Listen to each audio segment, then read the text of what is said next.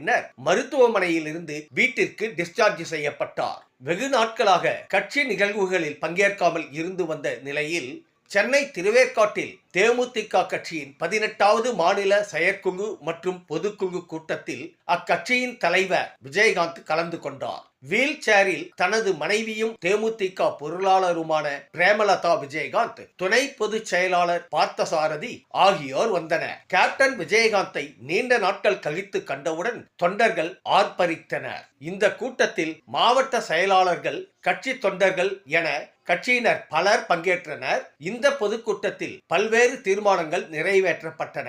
அதில் முக்கிய தீர்மானமாக தேமுதிக கட்சி பொதுச் செயலாளராக பிரேமலதா விஜயகாந்த் அறிவிக்கப்பட்டார். அடுத்து நாடாளுமன்ற தேர்தல் கூட்டணி தொடர்பாக முடிவெடுக்கும் முழு அதிகாரம் தலைவர் விஜயகாந்திற்கு மட்டுமே இருக்கிறது என்றும் தொண்டர்கள் உற்சாகமுடன் தேர்தல் களத்தில்